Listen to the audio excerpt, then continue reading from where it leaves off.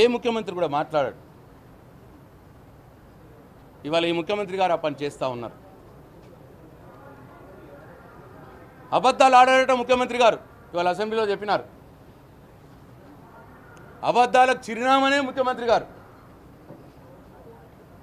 దేశంలో రాష్ట్రంలో ఉన్నటువంటి అందరి దేవుళ్ళ మీద ఒట్టు పెట్టినాడు.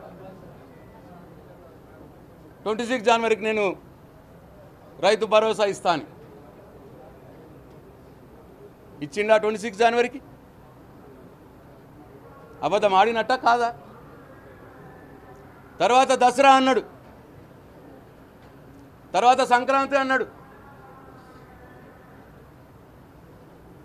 అయినాయా? 100 రోజుల్లోనే అమలు చేస్తా అన్నాడు. ఇది 450 రోజులు అయినాయా? 100 రోజుల్లో అమలు చేస్తానన్నాయి. అయిందా? 15,000 రైతు భరోసా అయిందా? 2 లక్షల రుణమాఫీ మొత్తం అందరికీ ఇచ్చినారా? 2,500 ప్రతి మహిళకి అన్నారు, ఇచ్చినారా? చేసినారా? పెంచినారా? 2,000 పెన్షన్ 4,000 పెంచుతామన్నారు, పెంచినారా? తులం బంగారం ఇస్తామన్నారు, ఇచ్చినారా? 5 లక్షల విద్యార్థులకు భరోసా కార్డు అన్నారు, చేసినారా?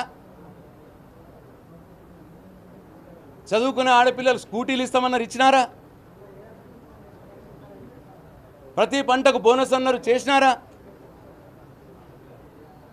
వరి ధాన్యానికి మొత్తం 500 బోనస్ అన్నారు, మాట మార్చి మళ్ళా ఇప్పుడు దొడ్డు వడ్లకు బంద్ చేసి సన్న వడ్లకు అన్నారు. మరి సన్న వడ్లకైనా మొత్తం ఇచ్చినారా? దేన్ని నిలబెట్టుకున్నారు మీరు మాటని? అన్నీ అబద్ధాలే కదా. ఇంకా పైగా అసెంబ్లీలో సభను తప్పుదోవ పట్టించే విధంగా, ఈ రాష్ట్ర ప్రజల్ని తప్పుదోవ పట్టించే విధంగా అబద్ధాలు ఆడను నేను అంటాడు ముఖ్యమంత్రి గారు. ఇంతకంటే పెద్ద అబద్ధం ఇంకేమైనా ఉన్నదా? రేవంత్ రెడ్డి గారు, అబద్ధాలకు చిరునామా అయినటువంటి రేవంత్ రెడ్డి గారు నేను అబద్ధం ఆడను అనడమే పెద్ద అబద్ధం. ఇట్లా చాలా విషయాలు ఉన్నాయి.